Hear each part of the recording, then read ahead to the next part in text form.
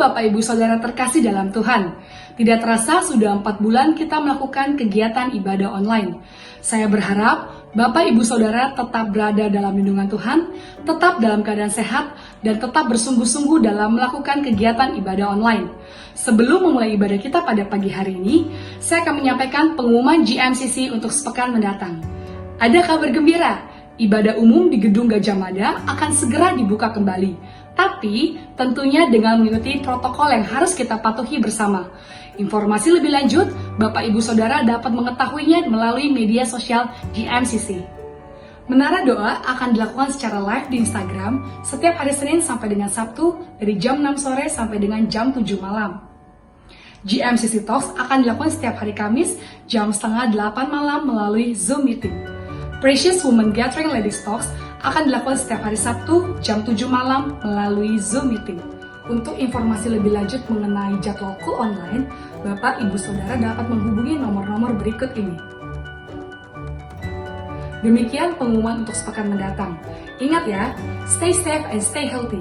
Selamat hari Minggu, Tuhan Yesus memberkati. Haleluya. Shalom saudara.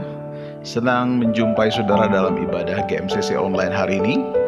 Dan saya berharap kabar saudara semua dalam keadaan baik, sehat, dan terpelihara oleh Tuhan. Nah, saudara, hari ini kita akan datang kepada Tuhan untuk menyembah Tuhan, memuji Tuhan, merindukan kehadiran Tuhan. Dan biar lewat pujian yang kita naikkan di hadapan Tuhan, kita boleh mengalami Tuhan secara pribadi. Amin. Mari kita siapkan hati kita untuk menaikkan pujian ini di hadapan Tuhan.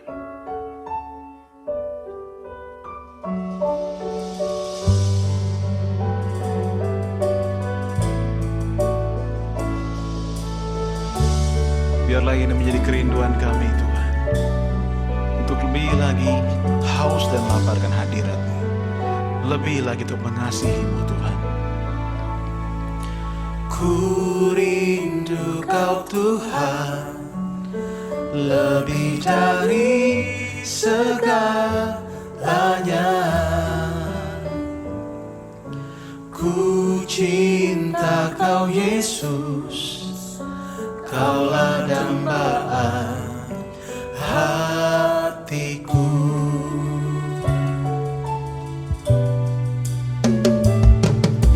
Ku rindu Kau Tuhan, lebih dari segalanya. Ku cinta Kau Yesus, Kaulah dambaan hatiku.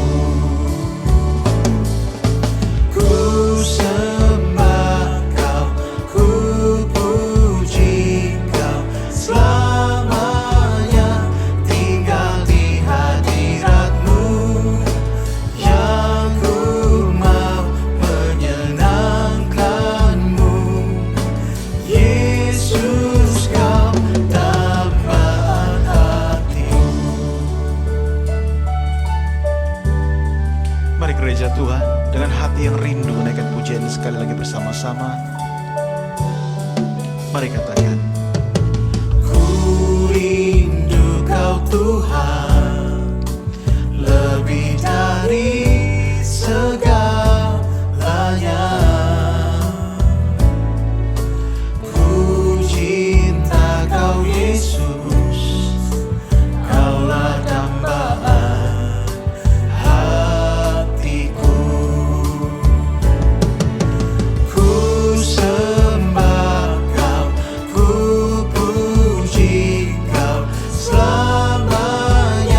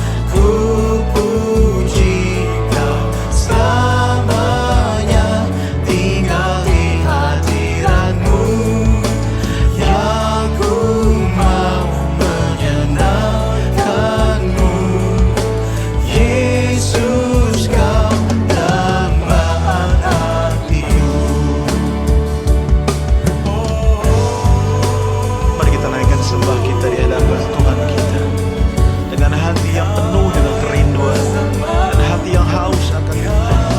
Kami naikkan sembah kami Tuhan. Haleluya Yesus, kami rindu hadirat.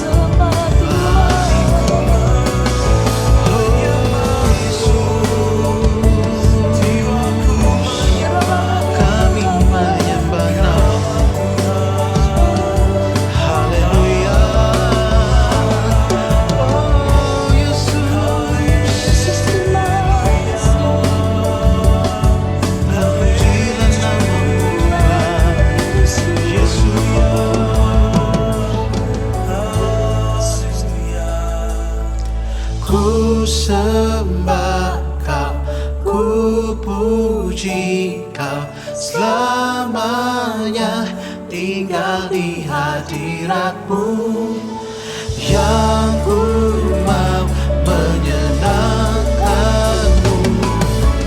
Yesus, Kau dambaan hatiku. Mari bersama-sama sekali lagi naikkan pujian dengan hati yang sungguh, katakan: ku sembah Kau, ku puji Kau, selamanya tinggal di hadirat-Mu, yang ku mau menyenangkan-Mu. Yesus, Kau dambaan hatiku. Yesus, Kau dambaan hatiku. Yesus, Kau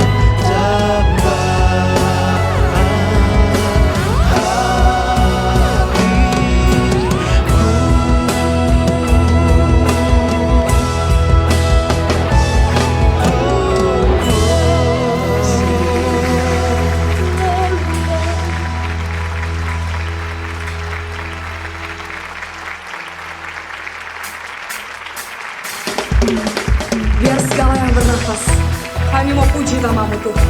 Kami mau tinggikan nama-Mu Yesus. Sorak-sorai buat nama Tuhan, semua katakan wuuu. Haleluya. Segala pujian bagi nama-Mu ya Tuhan. Amin. Di hadapan tatamu yang kudus, kami bawa korban pujian. Karyamu yang ajaib bagiku, hatiku memuji nama-Mu.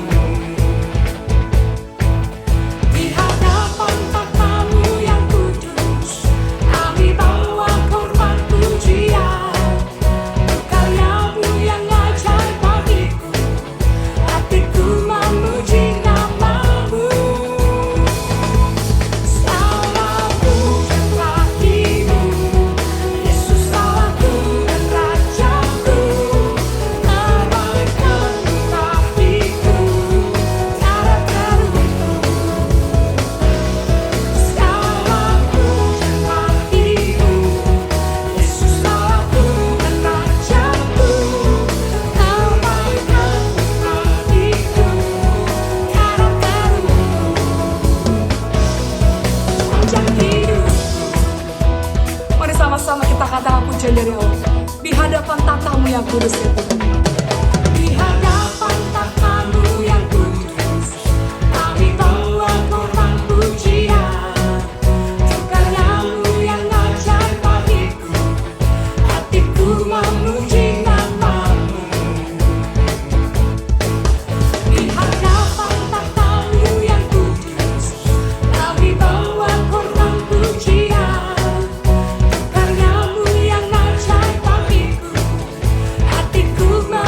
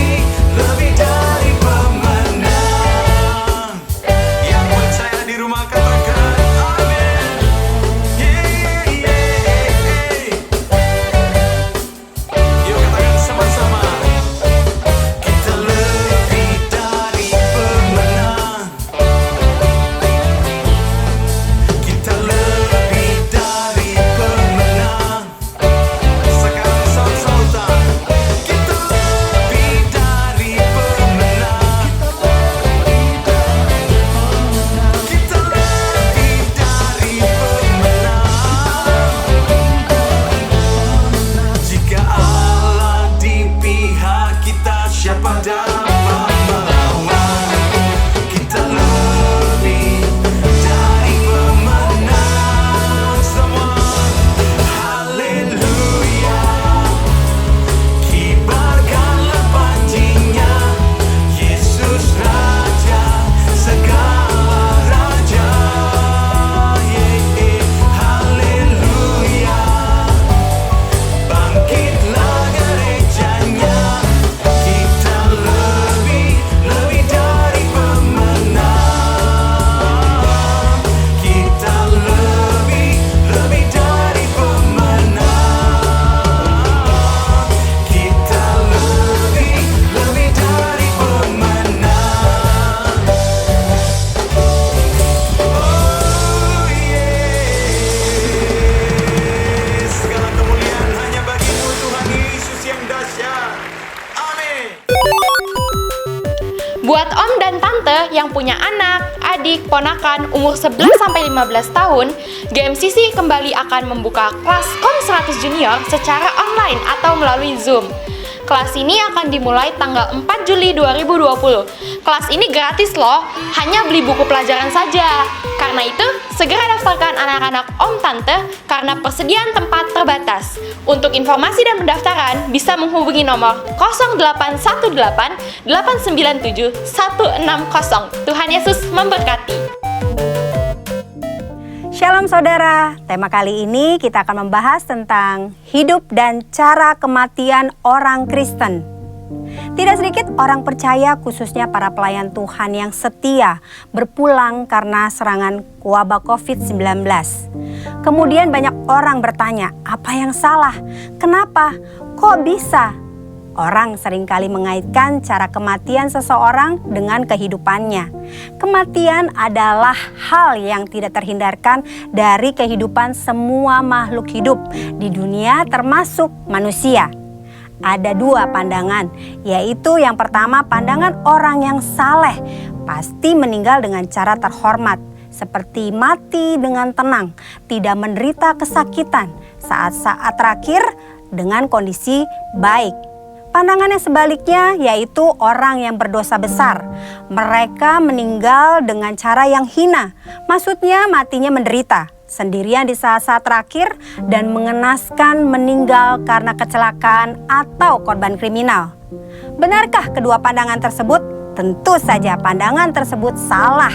Alkitab mencatat Tuhan Yesus sendiri diperhadapkan dengan pertanyaan dan situasi yang mirip. Dalam Lukas 13 ayat 1 sampai dengan 5 terjadi peristiwa matinya peziarah di Yerusalem yang dibunuh oleh Pilatus dan darahnya dicampur dengan korban darah yang akan dipersembahkan. Peristiwa yang kedua adalah orang-orang Galilea mati tertimpa menara dekat Siloam. Dua peristiwa ini membuat orang-orang bertanya, dosa besar apa yang telah dilakukan oleh kedua kelompok ini? Hingga mereka meninggal dengan cara yang mengenaskan. Saat itu juga Yesus menegur mereka bahwa hal itu terjadi bukan karena mereka lebih berdosa. Dosa dan kesalahan atau konsekuensi yang dibuat oleh manusia bisa saja mengakibatkan penderitaan dan mati dengan mengenaskan. Tetapi mengatakan semua orang yang mati dengan tidak enak dan mengenaskan adalah orang yang lebih berdosa, itu pendapat yang salah. Apalagi mengaitkan dengan kualitas kerohanian mereka. Tuhan Yesus mengajarkan di Lukas 13 ayat 1 sampai dengan 5. Yang pertama, cara mati seseorang tidak menunjukkan kualitas hidupnya. Mungkin saja orang yang berdosa bisa mati atau meninggal dengan cara yang tidak enak dan menderita. Tetapi bukan selalu bila seseorang meninggal dengan cara yang tidak enak, artinya pasti karena ada dosa besar yang dilakukan. Jangan mengaitkan cara kematian seseorang dengan kualitas hidupnya. Yesus berkata dengan tegas, jikalau tidak bertobat bisa binasa dengan cara yang tidak enak, bahkan menderita untuk selama-lamanya. Yesus menekankan bahwa penting diperhatikan adalah pertobatan, bukan cara meninggal seseorang. Yang kedua, kualitas hidup seseorang akan berkonsekuensi pada kekekalan. Selain pertobatan, hal yang sama penting adalah menghasilkan buah-buah dalam hidup. Perhatikan perumpamaan pemilik kebun anggur dalam Lukas 13 ayat 6 sampai dengan 9. Si pemilik kebun anggur mengetahui bahwa ada pohon anggur yang tidak berbuah dan ia memberi perintah untuk ditebang. Namun si pengelola kebun meminta kesempatan untuk pohon itu dibiarkan hidup. Dan jika sudah diberi kesempatan masih tidak berbuah, pohon itu segera ditebang. Maksudnya adalah kita masih hidup. Artinya kita diberi kesempatan untuk mengalami pertobatan dan menghasilkan buah. Jika tidak, kita akan dibinasakan. Waktu yang Tuhan berikan harus kita responi dengan pertobatan dan berbuah. Saudara, jangan salah fokus dengan mempertanyakan bagaimana cara seseorang meninggal. Sebaiknya kita meresponi kesempatan hidup yang Tuhan berikan. Yang pertama, kita fokus pada pertobatan dan menjalani hidup yang menghasilkan buah, agar kita tidak mengalami hukuman dan penderitaan kekal. Yang kedua, tidak ada hubungan langsung antara cara seseorang mati dengan kerohanian yang dijalani selama hidupnya. Yang ketiga, cara orang percaya mati adalah kedaulatan Tuhan yang tidak dapat diselami oleh manusia. Tetaplah percaya dan serahkan diri kepada Tuhan. Percayalah, tidak ada keputusan Tuhan yang salah. Saudara, kita tidak boleh menilai bahkan menghakimi seseorang melalui cara kematiannya. Sebagai contoh, memperkatakan, sudah rajin beribadah, berpuasa, berbahasa roh, kok bisa mati karena COVID-19? Hal itu tidak ada hubungannya, lagi sangat tidak pantas untuk diucapkan karena tidak menghormati dan tidak sensitif terhadap perasaan keluarga yang ditinggalkan. Mari saudara, kita fokus kepada pertobatan dan menghasilkan buah-buah yang baik selama kita masih punya kesempatan. Tuhan Yesus memberkati. Shalom Bapak Ibu semua, dari GBI Gajah Mada City Church membuka sebuah kolom di gmcc.care di Instagram. Oleh karena itu Bapak Ibu diharapkan untuk memfollow IG kami, di mana IG kami membantu sebagai ruang tolong-menolong untuk mempromosikan makanan dan minuman Bapak Ibu. Prioritas utama kami adalah jemaat-jemaat kul yang sudah bergabung di gereja kami, dan yang kedua jemaat-jemaat yang memiliki KKJ. Bagaimana dengan jemaat-jemaat yang tidak memiliki KKJ? Kami tetap mempromosikan makanan dan minuman Bapak Ibu semua, tetapi ada syarat ketentuannya, yaitu biaya administrasi Rp100.000, di mana semua biaya yang kami peroleh kami akan salurkan ke Yayasan Rumah Junior Foundation, dan kami tidak bertanggung jawab atas penjualan dan pembelian Bapak Ibu. Kalau terjadi kesalahan, kualitas barang yang tidak baik, maka dari pihak Gajah Mada City Church tidak bertanggung jawab. Hubungan ini hanya antara penjual dan pembeli.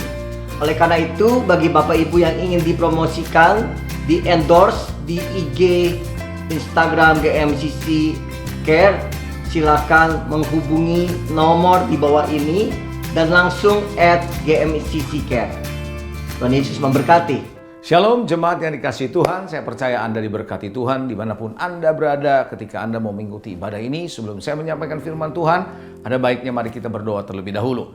Bapa yang di surga, kami mengucap syukur, terima kasih buat segala berkat yang Engkau sudah nyatakan bagi kami sepanjang hidup kami sampai hari ini. Engkau sudah pelihara. Kami percaya Tuhan, Engkau akan terus membawa kami Tuhan untuk bisa mengenal-Mu di masa-masa seperti ini. Sebentar ketika firman disampaikan, biarlah kami membuka telinga, membuka hati kami, mempersiapkan diri untuk mendapatkan benih kebenaran firman-Mu. Yang bukan cuma hanya sekedar memberkati, tapi membuat kami bisa menerobos. Terima kasih Tuhan, urapi hamba-Mu, urapi setiap kami yang mendengar. Dalam nama Yesus kami berdoa. Yang percaya katakan, amin. Puji Tuhan. Hari ini saya akan berbicara mengenai satu topik tentang berkat di tengah krisis. Haleluya. Di masa-masa seperti begini, saudara yang dikasihi Tuhan, ada banyak pertanyaan yang muncul dalam hidup kita. Khususnya kita sebagai orang percaya, kita bertanya-tanya, kita kehidupan kita ini seperti apa? Banyak orang percaya bahwa Tuhan bisa melindungi kita secara fisik dari penyakit. Banyak, mereka berdoa, ya saudara, Mazmur juga dibaca, saudara. Demikian saudara, kita selalu percaya kalau untuk itu. Tapi pertanyaan saya adalah, apakah kita percaya kalau Tuhan akan melindungi kita, memberkati kita secara finansial, secara keuangan? Nah, lucunya saudara, orang Kristen dalam konteks ini belum tentu percaya, saudara.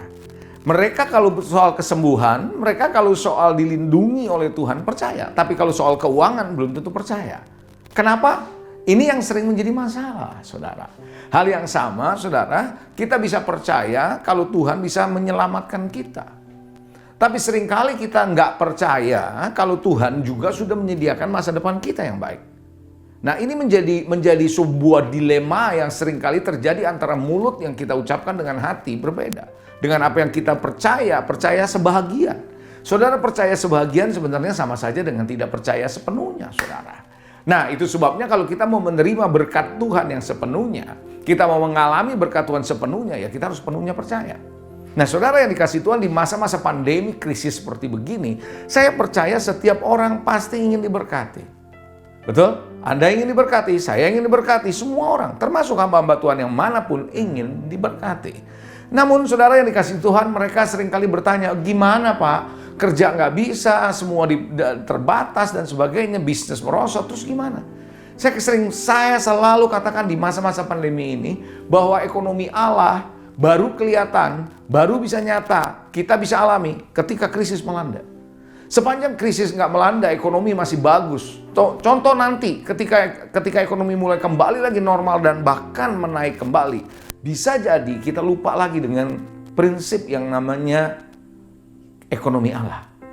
Biar seringkali ketika ekonomi dunia baik, kita merasa apa yang kita kerjakan, apa yang kita rencanakan berhasil kok. Makanya kita nggak gitu percaya dengan ekonomi Allah. Sekarang ini waktunya Anda dan saya dibawa untuk mulai berpikir. Jangan-jangan saudara yang selama ini kita selalu percaya bahwa pada ekonomi dunia. Hari ini Allah lagi mau alihkan kita untuk percaya pada ekonomi Tuhan.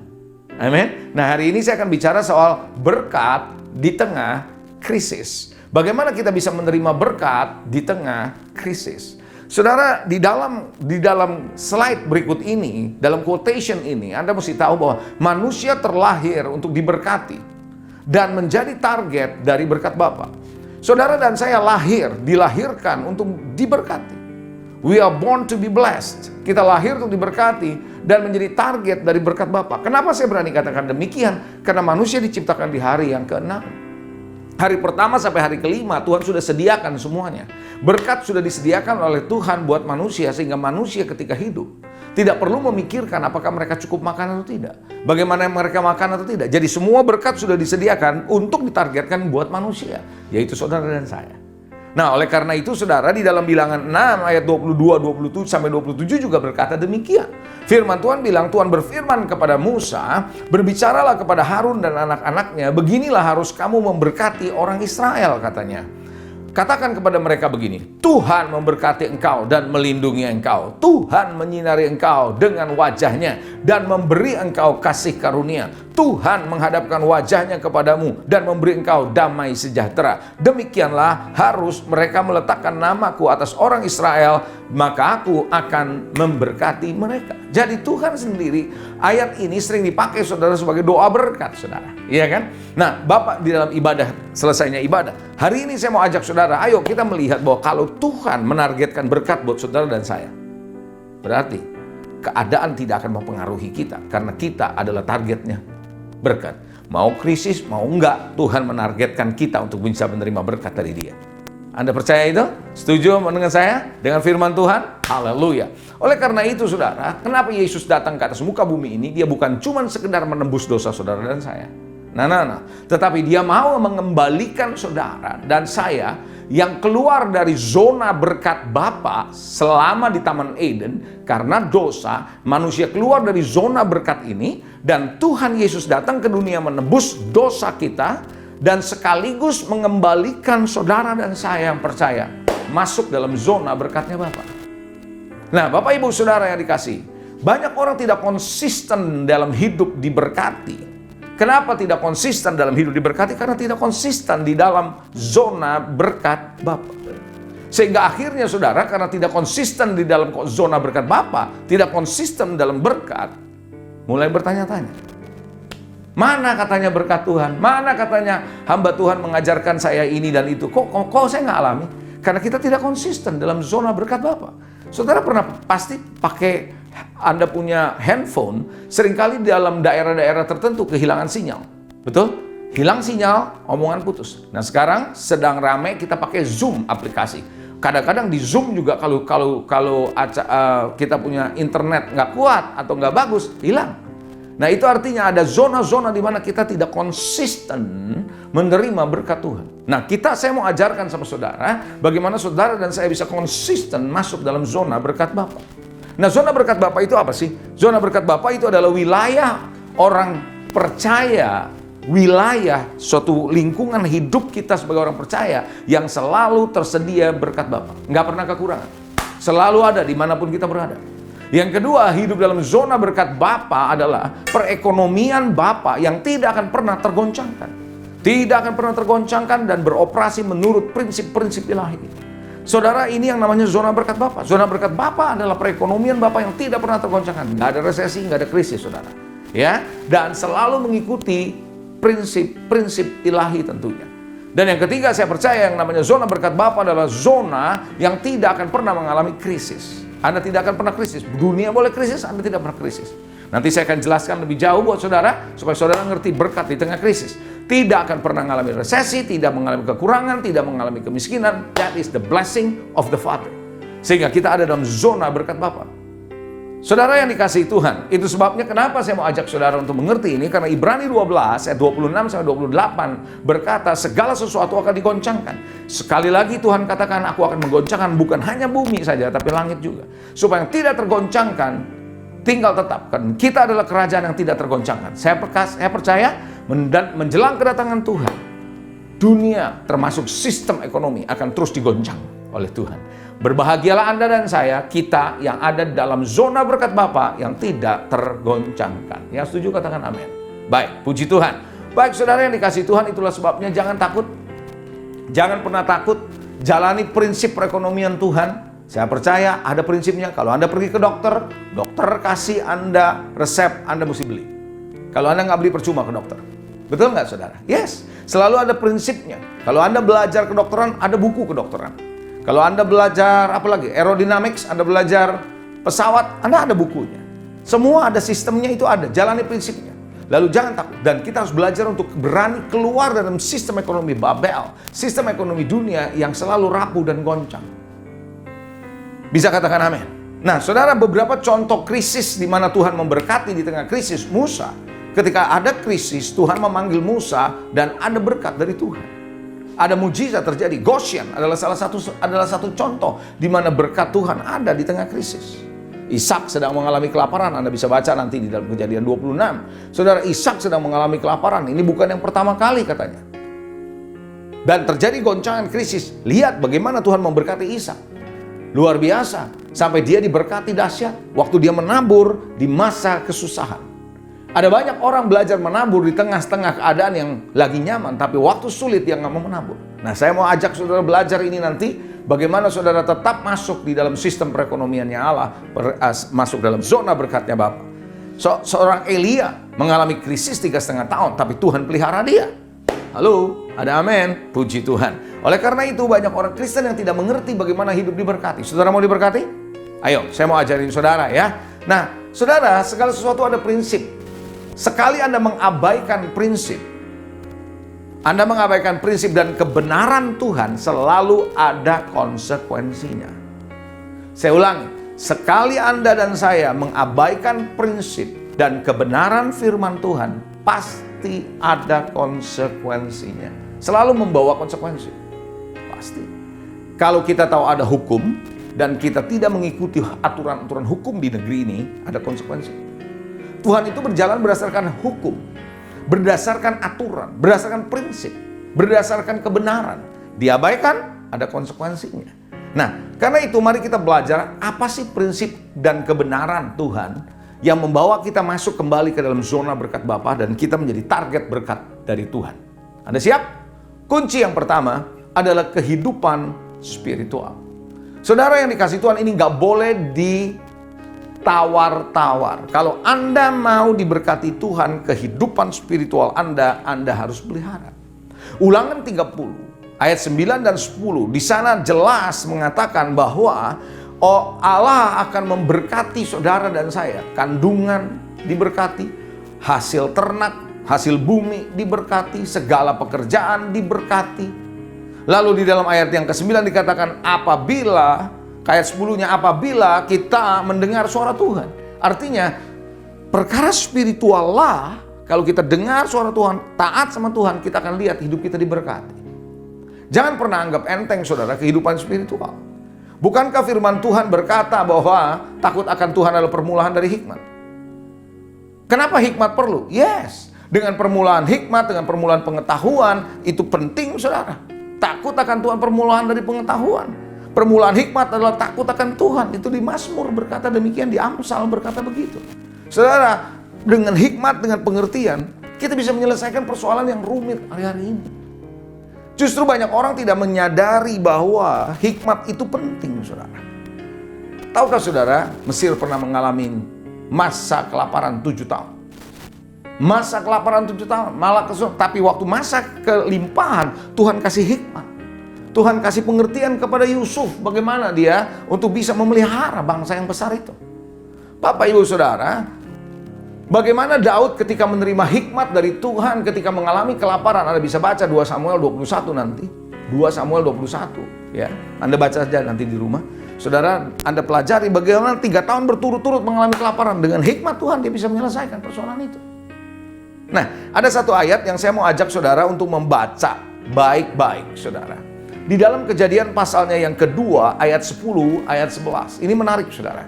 Karena ini bicara soal kehidupan spiritual saudara, kehidupan spiritual saya. Ya, Kejadian 2 ayat 10 berkata begini, saya akan bacakan. Ada suatu sungai mengalir dari Eden untuk membasahi taman itu. Dan dari situ sungai itu terbagi menjadi 4 cabang. Perhatikan, ayat 10 bilang ada sungai mengalir. Coba katakan mengalir. Yes. Ayat 11, yang pertama namanya Pison, yakni yang mengalir mengelilingi seluruh tanah Hawila, tempat emas ada. Coba katakan mengalir sekali lagi. Jadi ayat 10 ayat 11 dibilang ada sungai yang mengalir dari Eden pecah 4. Yang pertama namanya Pison dan mengelilingi sungai itu yang mengalir mengelilingi Hawila, tempat emas ada. Coba bilang emas. Yes. Ini bukan emas loh, Mas Joko, Mas bukan. Ini emas. Ini bicara soal emas. Emas itu tidak bergerak, emas itu ada di satu tempat. Tetapi yang menarik, ketika sungai itu mengalir, nah aliran sungai ini akan membawa aliran itu akan membawa kepada yang namanya emas itu ada. Nah saudara, Yohanes 7:38 berkata apa sih? Barang siapa percaya kepadaku, seperti yang dikatakan oleh kitab suci, dari dalam hatinya katanya apa? Akan mengalir aliran-aliran air hidup. Artinya ketika spirit kita hidup, roh kita hidup, kita tetap dekat sama Tuhan, Tuhan memberi hikmat, Tuhan memberi pengertian, maka apa yang terjadi saudara? Aliran-aliran ini mengalir kehidupan kita dan kita akan menemukan berkat. Emas itu adalah berkat. Kita mungkin ketemu orang yang kita nggak pernah sangka-sangka. Kita mungkin ketemu peluang usaha yang kita nggak pernah sangka-sangka. Kita mungkin menerima hikmat, kreativitas untuk melakukan sebuah bisnis yang nggak pernah disangka-sangka. Kehidupan spiritual jangan dianggap enteng. Itu adalah prinsip yang pertama, kebenaran yang pertama yang Anda dan saya harus jalani. Kehidupan spiritual. Yang setuju katakan amin. Baik, puji Tuhan. Yang kedua, saudara, kunci yang kedua atau prinsip yang kedua yang Anda perlu jalani dalam hidup ini, kalau Anda mau diberkati oleh Tuhan, adalah berjalan dalam zona berkat Bapa, adalah setia dan konsisten menjalani prinsipnya. Ekonomi itu ada prinsipnya. Halo, amin. Dan kita harus berjalan menurut prinsip-prinsip ilahi dalam konteks keuangan. Apa itu? Kita belajar banyak dan Anda banyak sudah belajar, tapi saudara kadang-kadang kita suka lupa, dalam situasi krisis kita lupa bahwasanya inilah kuncinya kalau kita mau diberkati. Anda siap untuk diberkati? Yang pertama dalam kunci ini, setia dan konsisten dalam menjalani prinsip ilahi adalah kita harus mengembalikan persepuluhan, setia mengembalikan persepuluhan. Mungkin Anda sudah berkata, saya sudah sering dengar Pak. Saya mau beritahu saudara, persepuluhan bukan cuma indah didengar, tapi harus dilakukan. Persepuluhan bukanlah menyatakan kalau Tuhan itu bangkrut atau Tuhan itu nggak punya duit. Bukan. Tuhan nggak perlu duit saudara, orang Dia yang ciptakan semua kok. Tapi Tuhan mengajarkan untuk saudara dan saya mengembalikan persepuluhan di masa seperti sekarang ini pun, untuk supaya saudara bisa melihat kesetiaan Tuhan, untuk Anda bisa melihat bagaimana pintu-pintu surga terbuka berkatnya buat saudara. Saudara, di dalam Maleakhi pasal 3 ayat 6 dan 10, saudara mesti baca dulu ayat ini. Mungkin Anda sudah sering baca, tapi saya mau ajak saudara melihat yang saya mau munculkan sama saudara. Ya. Bahwa ayat Maleakhi 3 ayat 6 dan sampai 10. Perhatikan, saya akan khotbahkan sesuatu yang mungkin Anda belum pernah dengar. Mungkin, saya nggak tahu, ya kan? Bahwasanya ayat 6, aku Tuhan tidak berubah dan kamu Bani Yakub tidak akan lenyap. Sejak zaman nenek moyangmu, kamu telah menyimpang dari ketetapanku dan tidak memeliharanya. Jadi sejak zaman nenek moyang, kata Tuhan waktu bicara di Maleakhi, bahwa sudah menyimpang dari Tuhan, ketetapan Tuhan, dan tidak pernah memelihara lagi ketetapan-ketetapan Tuhan itu. Menyimpang dalam hal apa? Ketetapan apa yang tidak dipelihara? Perhatikan baik-baik. Kembali kepadaku, kata Tuhan, ayo kamu harus kembali kepadaku. Maka aku akan kembali kepadamu, firman Tuhan semesta alam. Kembali dari zona di mana engkau keluar dari zona berkat Bapa, kembali ayo, kata Tuhan. Lalu dikatakan, tetapi kamu berkata dengan cara bagaimana kami harus kembali? Kembalinya gimana gitu? Dan Tuhan bilang ketetapan mana, ada ketetapan yang tidak kamu pelihara, katanya. Apa sih? Lihat ayat 8. Bolehkah manusia menipu Allah? Namun kamu menipu aku. Tetapi kamu berkata dengan cara bagaimana kami menipu engkau, katanya. Mengenai persembahan, persepuluhan, dan persembahan khusus. Rupanya saudara, dengar baik-baik saudara, bahwa Tuhan itu mengembalikan saudara dan saya, ya, saudara, untuk dikembalikan kepada Bapa melalui persepuluhan. Karena kita tidak lagi memelihara instruksi Tuhan mengenai persepuluhan. Itu yang membuat kita semakin jauh dari Tuhan. Maksudnya jauh dari zona berkat Bapa. Sehingga pada akhirnya kita hidup sama seperti orang dunia. Kita sama seperti orang dunia mengandalkan sistem ekonominya dunia ini. Perhatikan ayat yang ke-9. Kamu telah kena kutuk, tapi kamu masih menipu aku. Ya, kamu seluruh bangsa. Saya berhenti sebentar. Saya paling tidak suka menggunakan ayat persepuluhan untuk mengintimidasi jemaat. Saya adalah sebagai senior pastor. Jangan berkata sedikit-sedikit, kalau kamu nggak kembalikan persepuluhan, kamu kena kutuk. Nggak begitu, saudara. Ayat ini maksudnya nggak seperti itu. Dari mana saya bisa katakan? Dengar baik-baik. Kalau Anda baca di Alkitab, ketika manusia jatuh dalam dosa, perhatikan, saya nggak punya waktu untuk memberi ayatnya kepada saudara, menunjukkan ayatnya pada saudara, tapi paling tidak engkau bisa cari nanti di Alkitab, oke?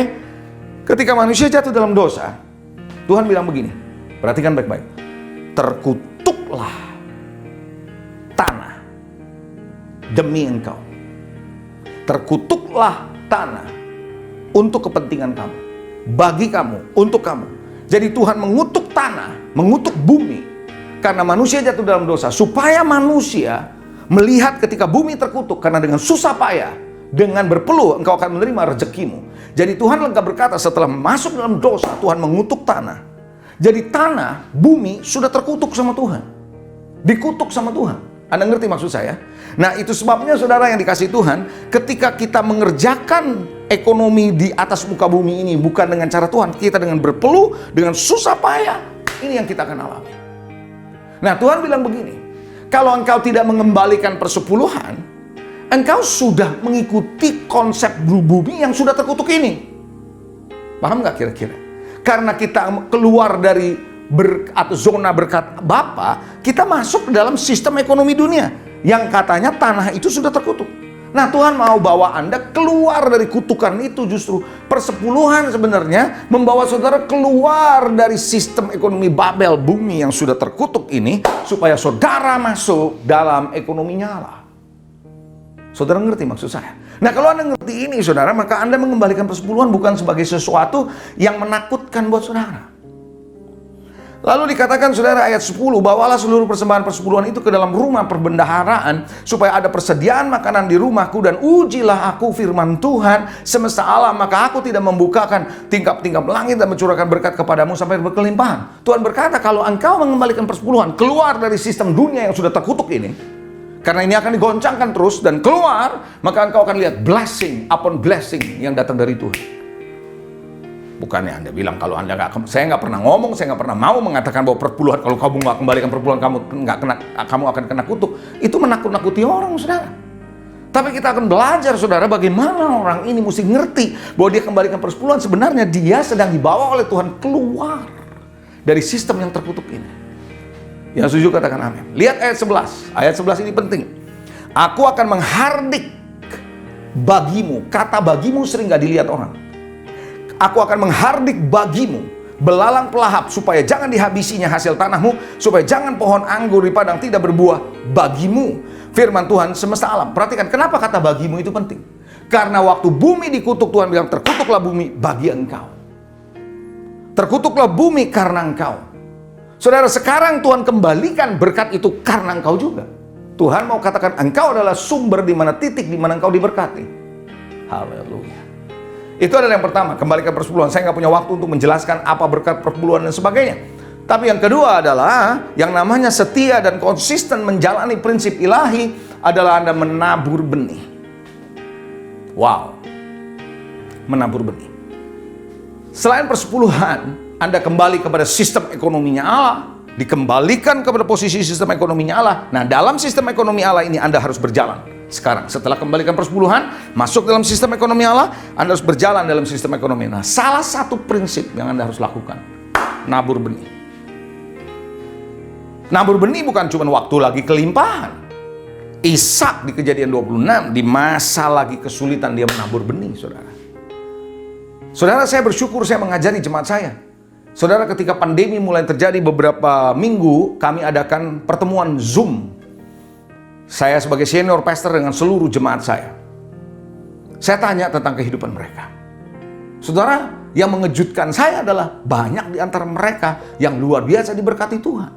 Bahkan saudara, ada satu jemaat yang saya nggak pernah sangka-sangka. Ketika dia lupa, saudara, mengabaikan prinsip persepuluhan. Ketika dia kembalikan prinsip persepuluhan, dia punya hutang hampir 500 miliar. Nggak bisa dia bayar, saudara, sebagai seorang karyawan, saudara. Tetapi ternyata Tuhan bisa kembalikan dalam waktu yang cepat. Dahsyat, saudara. Dan saya melihat bagaimana jemaat yang saya gembalakan, mereka diberkati dengan ide-ide baru. Karena mereka menjalani prinsip ini.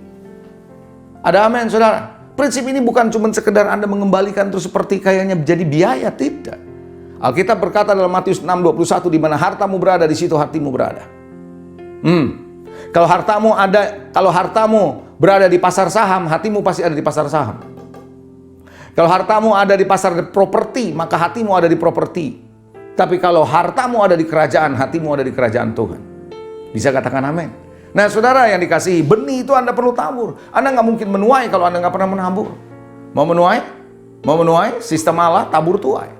Nah, saudara yang dikasihi Tuhan, bangsa Mesir ketika mengalami kekeringan di dalam Kejadian pasal 47, banyak ayatnya, nanti Anda catat aja, Anda baca. Matius, yang penting saya cerita aja buat saudara. Matius 47 ayat 13 sampai 19. Kejadian 47 ayat 13 sampai 19. Kejadian 47 13 19. Ini cerita di mana seluruh negeri sudah mengalami kelaparan di Mesir. Nggak ada makanan sama sekali. Lalu orang Mesir bawa uang, minta gandum, minta makanan, ganti gandum. Dikasih uang, uangnya diambil sama Yusuf, disimpan sama Yusuf. Lalu sudah makanan habis, dia bawa ternak. Ternaknya dikasih Yusuf, ternaknya diambil, kasih gandum. Karena ingat ya, Yusuf sudah ngumpulin gandum di masa kelimpahan sebelumnya. Lalu setelah makan, uang udah nggak ada, ternak udah nggak ada, maka dia kembali, dia bilang, ini ada badan kami, ini ada tanah kami. Ada badan, ada tanah. Ayo saya kasih ke kamu. Tapi sekarang baru dia sadar, bangsa Mesir, berikan kami benih. Sebelumnya cuma minta makan aja. Dia lupa ada benih. Berikan kami benih. Kalau Anda baca di ayat 19-nya, dia bilang berikanlah benih. Baru sadar bahwa yang membuat makanan itu terus bisa ada itu benih. Bapak, Ibu, Saudara yang dikasih Tuhan, benih itu adalah investasi saudara dalam kerajaan Allah.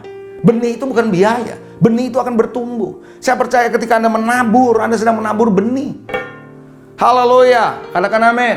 Nah, saudara yang dikasih Tuhan, seberapa banyak tuaian yang Anda akan dapatkan tergantung dari benih yang Anda tabur. Prinsip ekonomi tidak berlaku. Kalau Anda belajar ekonomi dunia ini, ada prinsipnya. Saya orang yang kuliah ekonomi. Salah satu prinsip ekonomi bilang begini. dengan biaya yang sekecil-kecilnya mendapatkan keuntungan yang sebesar-besarnya. Betul nggak? Nggak ada ayatnya saudara di Alkitab begitu. Yang adalah siapa yang menabur banyak, dia menuai banyak. Menabur sedikit, menuai sedikit. Halo?